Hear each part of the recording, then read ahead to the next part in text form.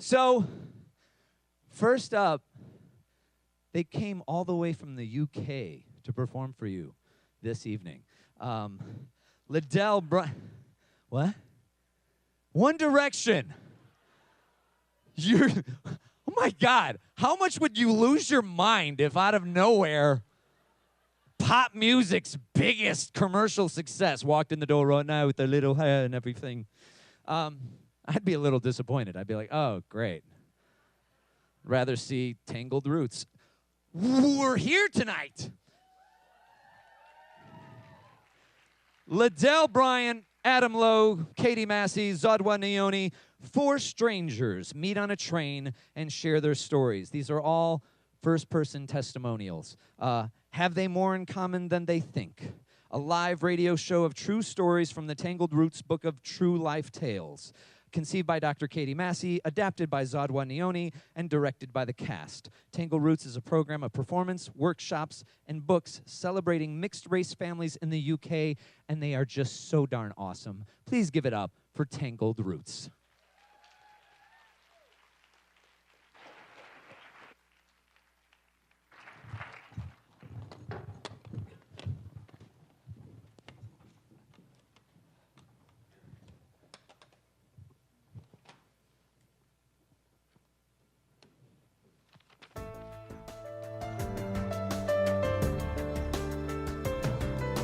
This is Digital Radio 105. Now broadcasting live from DePaul University, a play by Tangled Roots.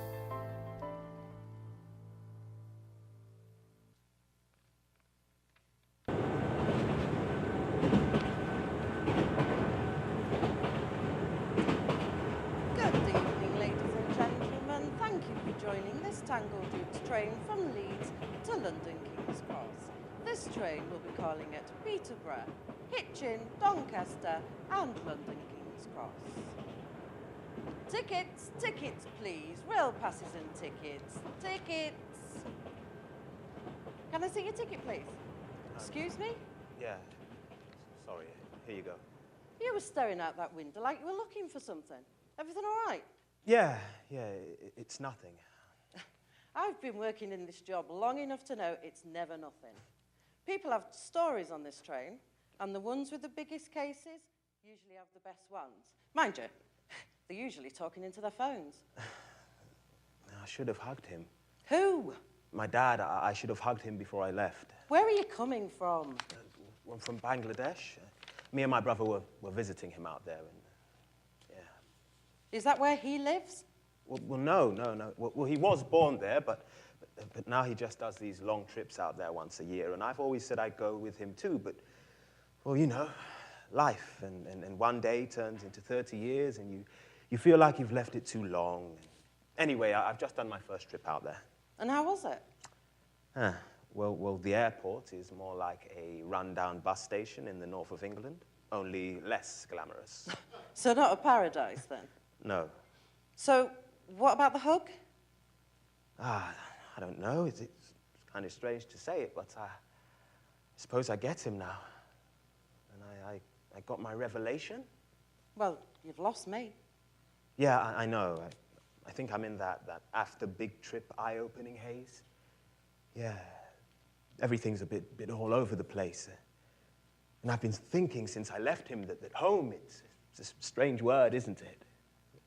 At first, I thought I was going back home, or I'd at least be touching the earth of my father, my grandfather, and his father. For ages, it was never really, I'm talking about home here, it was never really a physical place. It was always the smell of my mother, or sitting on her knee listening to my father's stories, or the taste of my father's breakfast specials. Fried bread, fried eggs, fried onions, which you have to say as fast as you can, that's the rules. My mother, she's English. And I've always known that I had another home halfway across the world because my father had told us. And I always thought that when I'd arrive there, I'd feel, I don't know, connected, or some great revelation, the sky opening, beaming the light to home. But I didn't. I just felt confused, intimidated, and positive that my father had made a huge mistake. Well, there was this man at the airport who he tried to help me with my bag. And I thought to myself, who the hell is this guy? So I held onto my bag tight, only to be told later that this man was my Uncle Mucket, who had grown up with my granddad. And I felt so ashamed because I didn't know who he was. And that shame kept pouring into me.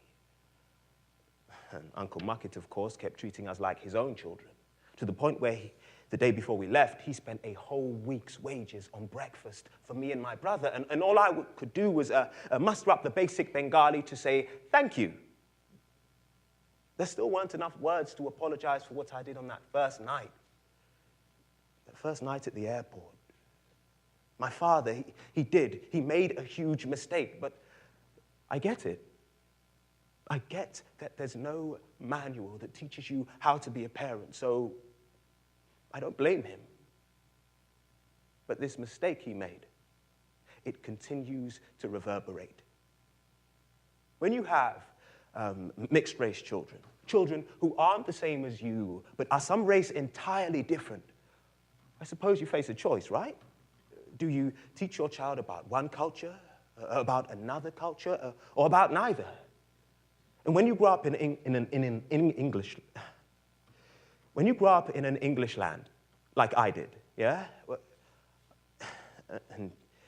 and you know that half of you belongs to another land, you probably need a deep education in that other land. But when it came to Bengali, my father's teachings never got us out of primary school.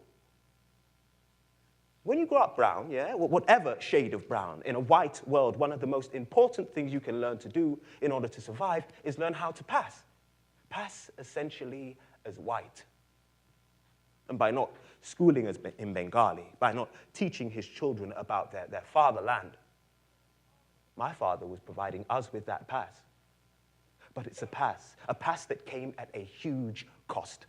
Because we don't know the language, his language. We grew up with no tongue that would mark us out as different from all the other children at school. But don't get me wrong, it wasn't about the language. No, that wasn't the revelation. There was this moment when I was standing on my grandfather's porch, a house which he had built with his own hands. And I'm standing there, looking out at the view, which is a jungle, by the way, and not like the woods I grew up playing in when I was younger. This was a proper jungle. And as I'm standing there, it hit me. That moment, that revelation that I'd been looking for, it hit me. I realized that this was the same porch that my father had stood on when he was a young boy.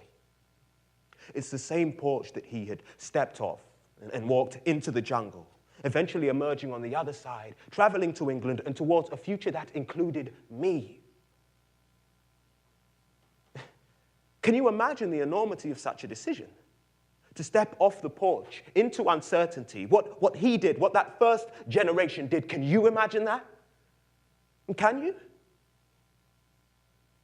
So I suppose that I get it now. I get that there's no book that teaches you how to be a parent. And I should have hugged him before I left. You're right. You should have. You could still call. You know, I will. You know, you was right. People have got stories to tell on these trains.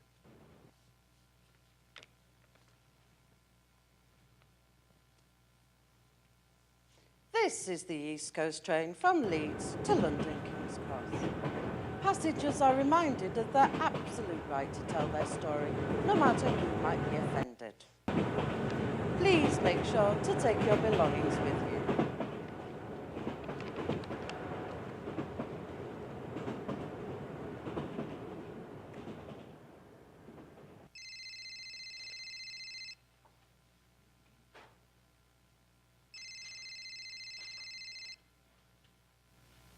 Hey, Rosie.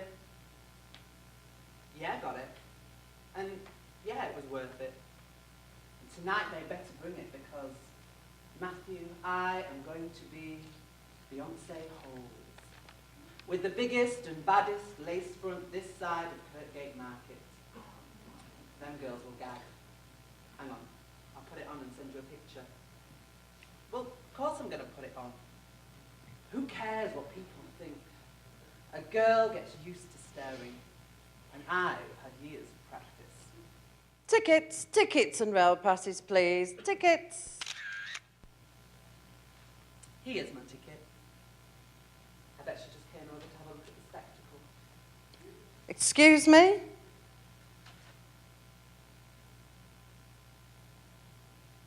Do we have a problem? Not unless you don't like the rear. I judged it up well, don't you think? It's boner. I wasn't looking at your rear. Rear. R-I-A-H. It means hair in Polari. It's a special language. I'm sure it is. Here's your ticket. Thank you. What do you mean I shouldn't have done that? That was a public service. A queen in a weave these days is like a kid on a swing. Nothing at all unusual about that. It's not the 1980s anymore when I was 4 years old and all dolled up in my first blonde wig. Do you remember when Dad got me my first one? I couldn't believe he actually got me it. Remember how everyone in Chapeltown used to call him Redbeard like some kind of pirate? I think they used to look at us when we were with him and think, is he actually our father? I mean, Dad was always proud of us. He's many things, but he's never been ashamed of his children. He's always been really happy when he's been with us. So he never really cared, despite the looks that we used to get. He was never bothered. He never really noticed him. I guess back then, I wanted to be blonde. I'd never really thought about being MXRS. It hadn't ever occurred to me. I was all about the film quotes and the dramatic sing-songs. I think I wanted to be Princess Aurora from Disney's Sleeping Beauty. I could sing her songs and tell her story. I think that's what I wanted. So, I went to Leeds Market with Dad in search of a wig that might do her story justice. We raced ahead, me leading Dad, him with his fading white hair, and me with him with his bright ginger beard, me looking all, dark and maroon, and people thinking, is he really his son? Leeds Market was great for hair shops.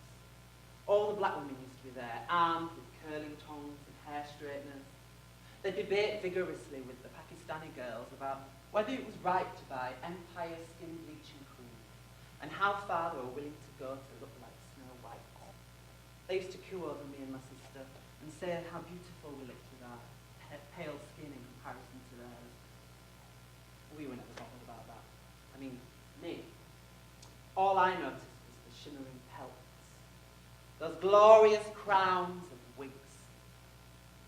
I knew exactly what I wanted. Wigs are important. Wigs allow us to become something different, or sometimes even who we really are. And then I saw it. Gold and bold as an angel's nimbus, backlit by the strips. I turned to my dad and I said, "Father, you had best buy your child that exquisite wig." Or words to those effects. I mean, I was only 4 years old. But he bought me, anyway, my first Marilyn Monroe bob. And I was golden with fairy glamour. He took me to the pub afterwards, and I regaled all the old booze hounds with stories that didn't quite come out right. Once upon a time, there was a wooden Red Riding Hood who ate a magic apple and fell asleep. When the wicked queen put the glass slipper back on Red's foot, she woke up, a real girl.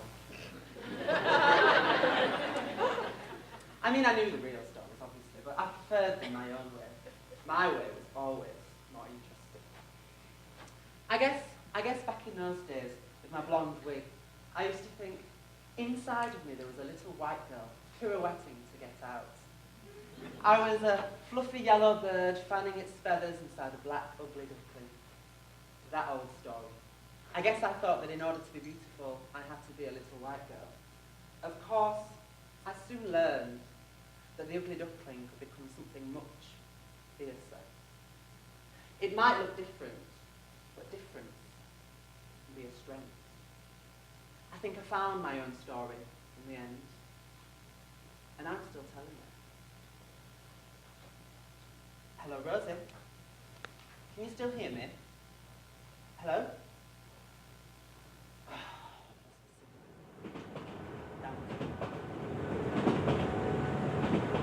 Thank you for joining this Tangled Roots train. Happy, secure and bright. You are safe. The world is safe. Yeah, hold on a second. Hold on, yeah. Of course I've got to move. Because I'm not sitting here and let the whole damn train listen to my business. Is that all right with you, yeah? All right, then. So, what had happened was, I didn't know how to answer. I didn't know what to say. We were in bed, staring at my ceiling, and he says, So, what'd you do that for? I mean, why a white guy? Couldn't you find a black man or something? I found you, didn't I? Well, who is he anyway? What kind of man is he? Well, you think he's going to run in here and beat us both up? Nah, he's a great dad. He's funny, he's... Well, what then? What, you missed a bit of blackness? Or he wasn't doing it for you in the bedroom? Huh? Come on, you know black love's special, right? Shit was all right. Anyways, what time's he on? You know, the questioning of my blackness always bored me, yeah? Like when I first told Mom I'd met someone, a white man, she said, oh, and carried on washing up, handing me plates to dry. God, the air was thick with all the things she wanted to say. She cleared her throat, and I knew a story was about to begin. The story of someone hurting her, a white person, a man, or a woman, or a white man, or a white woman, or a friend, or an enemy, or an African person, or dad. You remember Mrs. Creswich? You were a baby. It's when we first moved to this road. You see that little old lady? See, when we first move in, she come round, she make tea, she play with you and your brother, but make you see her pound road. I never forget the first time I see her on the bus. I smile and I tell her, hello. You know what she did? She ignored me. She look out that window and pretend like she never see me. And this boy, how are his people? Will they like you? Want you? White people don't like us, you know, they just don't, so look after yourself. And then I'd clean. As we teach them how to wash themselves, it's true. So, we're gonna be seeing each other again, right? What for? Well, we wouldn't be here if you didn't want to. Yeah, we wouldn't be here. Come on, let me give you what that little white boy couldn't. See, I didn't like that. See, I felt defensive. He wasn't here, but I couldn't stop the feeling. Listen, yeah, you don't know what I need. You think you do, which makes you high-chested. So what? What, you got attitude with me now or something? You know, being angry and naked didn't feel right. You can stop the act, you know. When did he leave? For a moment, I was thrown back to the day when he hovered by the door. He looked deep into my eyes for the answers I didn't have, the sound of the twins on the PlayStation, my girl on her phone, and their father, incapable of fighting, ready to give it all away. He set us adrift on a white sea, and we had lost our navigator. You know, son, you're not like other women I've met, you know. You know, black ones that go to the dark side. Go out with white men? I don't go out with white men. I went out with a white man. We had kids, end of. It's not a habit. You know, I'm not one of those black women that think black men are bad. I'm never going to go out with them. I never made that decision. I love it when you talk dirty. Oh, fuck off. I mean it. I mean, what did you expect? Well, in my experiences, you know, people in a mixed couple, someone always loses something. Like what? Well, when was the last time that you talked like this, felt like this? Huh? Cooked up a fish tea and made 2 dumplings and them things there. Huh? Oh, so you think blackness comes from food? No, I didn't say that. I'm just saying that we need to see ourselves reflected. You see that world out there? The white one has done its best to destroy us. You don't have to help them. Have you ever slept with a white woman? Of course. Did you lose something? But I didn't stay with them. Right. It's funny how a black man with a white woman is standard, yeah, he hasn't lost anything. But a black woman with a white man, well, she's just not black anymore. All right, okay, no need to get all twisted. I was just saying, all right? Look, yeah, well, who do the kids, or what do the kids think they are? Are you the race police? No, seriously. What do they think? They think they are black and mixed race. Okay, and why do they think they're black and mixed race? Because the white world will see them that way. It's better that they're prepared. And who prepares them? It's my job. They didn't ask to be here, and I also have to teach my daughter about being a woman. A black woman? Yes, a black woman. All right. Well, how will the kids be treated at school? You know, I started to wonder if this is what Mum was on about back then. Look at my twins, yeah? You know, the world around them has already decided for them who they are before they'd even open their mouths.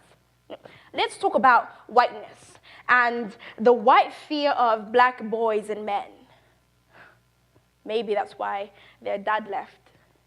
Maybe the responsibility of a mixed family was too heavy for him. You know, the past is a well that swallows.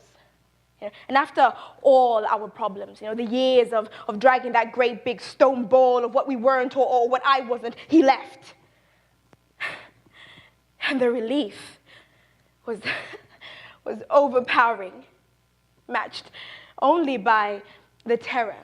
Not of loneliness now, the terror of the children hating me for not trying harder. But that meant that he didn't have to try at all.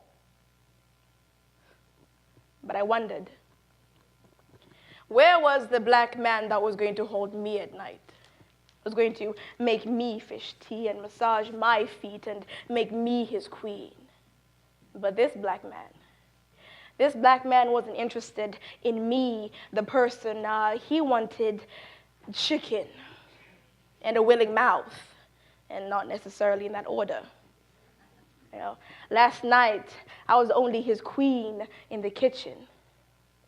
And the white man that didn't want me, but wrestled long and hard with his own ideas of me. He wanted nothing at all but to be left with the unreality of his head. Now, he used to say when he was feeling generous that I was strong, formidable.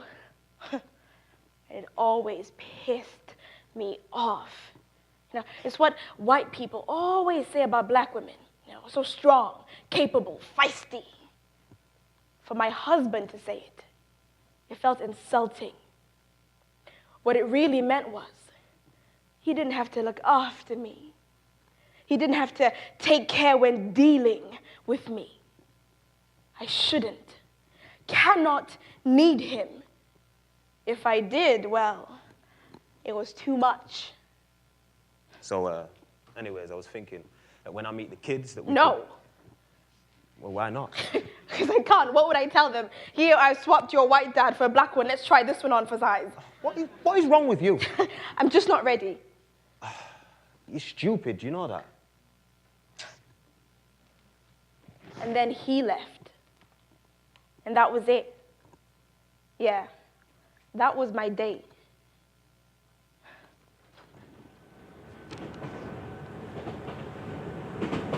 This is an announcement to passengers on the Tangled Roots train.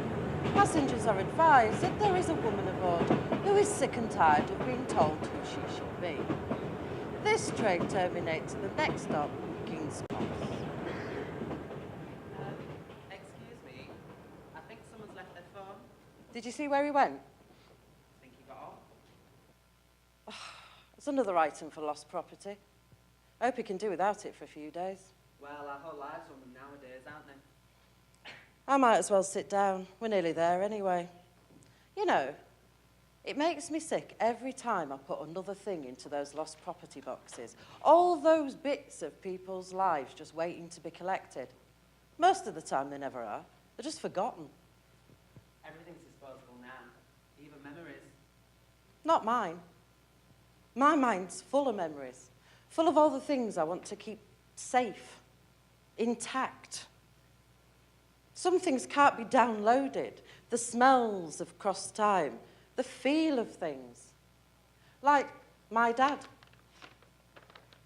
The little I knew about him is stored in here. I remember everything. I have to. Like the way his name feels on my lips. Cyril Anglin. It's so familiar, but now it's so distant, and somehow it's both at the same time. It's weird, I know, but They say there's not so queer as folk. No offence. Cyril Anglin, my dad, he's just a collection of memories. It's a pathetic collection too. It's just bits, really. He was a small man. They'd have said dapper in his day. He was full of his own importance. He wouldn't have been seen dead driving a bus or checking a train ticket. He told my mum that he had land in Jamaica and work in America. So really, I've no idea at all what Cyril was doing in England, only that he came over with his brothers and they all settled here in London. Oh, no, I'm not from round here. You might have told because of my accent. I'm from Yorkshire. Sometimes I think our mum got us as far away from him as she possibly could. No, he was from round here. Hackney. Turned himself into a right proper little East Ender. Years later, I followed. Nothing left of him by then, though, and it was too late to change my accent, so I stopped trying. Most of the time, I keep Cyril safe within me subconscious, but sometimes he leaks out into my dreams, or if I'm poorly with the flu, or when passengers talk about their fathers. Then the memories come flooding back. I can remember the feel of his hair. It was just dark curls ranged round a mahogany skull. And I can see my infant hand reaching out to touch this hair. I'd never felt anything like it. It was rough as sandpaper, much rougher than mine, but press a bit harder. And it was soft and springy as well, like my mum's best sheepskin rug. After that, he wasn't around at all, and I grew up not realising that in other people's families there was a bloke, a man, and he was in charge. When I did realise, I wasn't sad. It was more sort of amazing to me. At my friend Sarah's house, they ate their tea, sat round the dining table, not in front of the telly like us. Her dad sat at the head of the table, bigger chair than everybody else. A man sat next to him, all the better to bask in his reflected glory. And us kids were ranged around him, like visitors to a king's court. I wouldn't have minded, but the food was served out like that as well. Dad first, kids last. I got a tiny dinner that night. I thought to myself, so that's what you get if you've got a daddy at home. Small portions. And it was a comfort. Not much of a comfort, but comfort still. I know, now I'm pushing 50, and I still want what I've never had.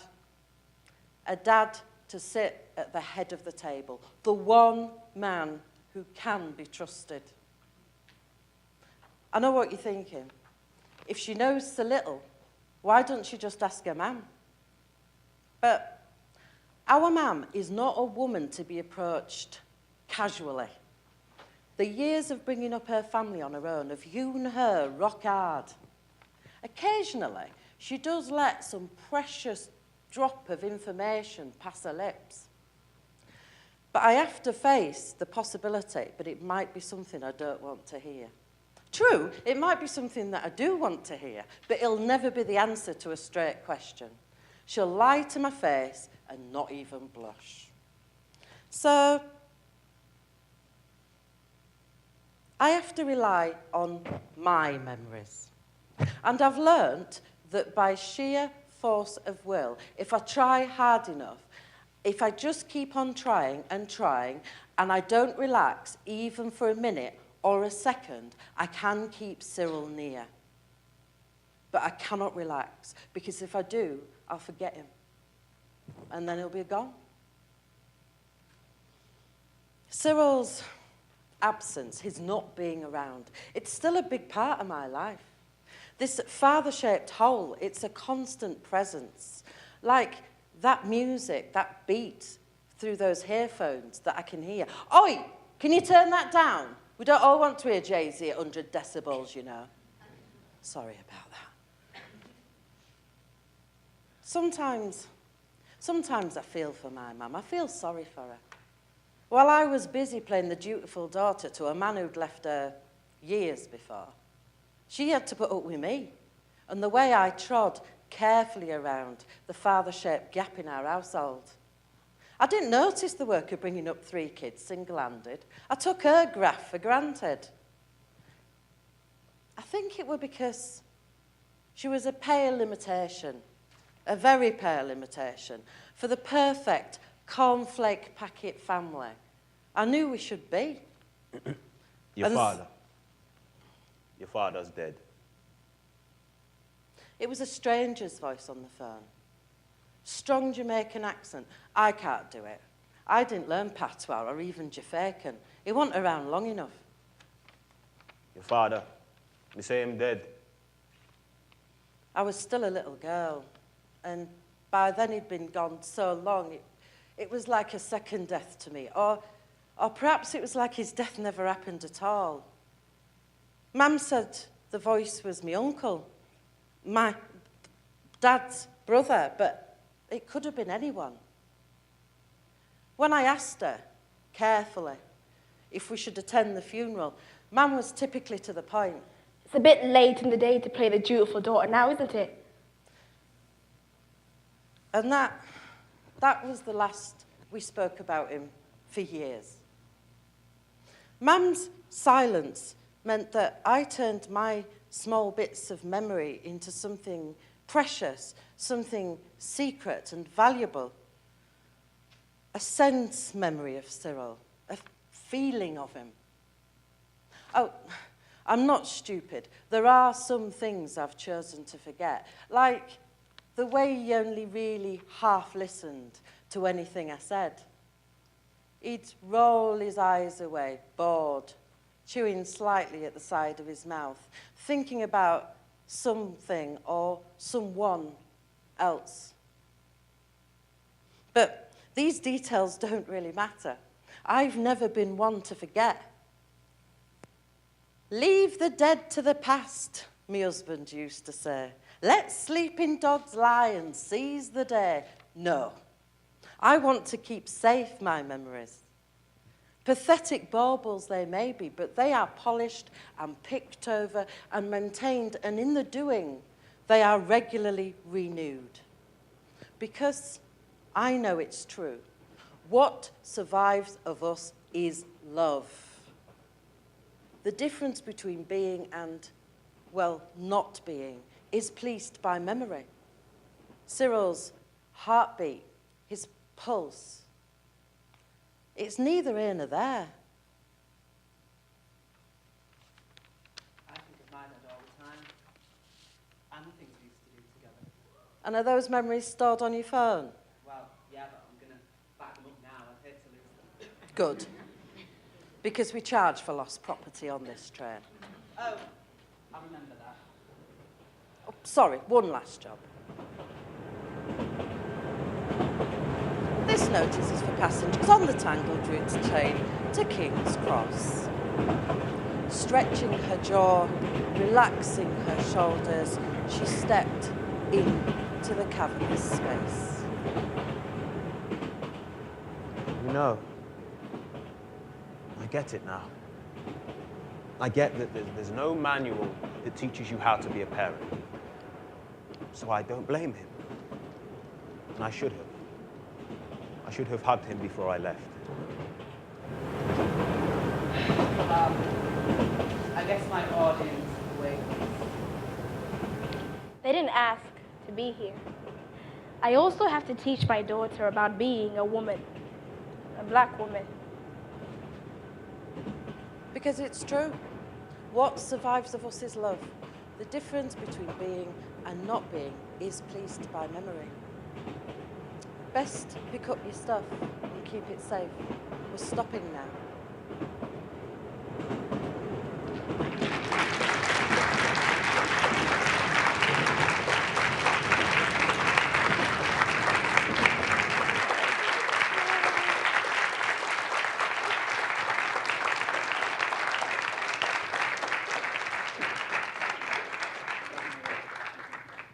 Please, another round of applause for Tangled Roots.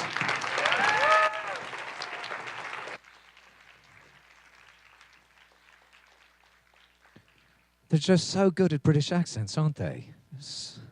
So good. She, Katy we were in a panel on Thursday, and she was like, she said, I'm just terrible at accents. And we were like, you're really good at the British one.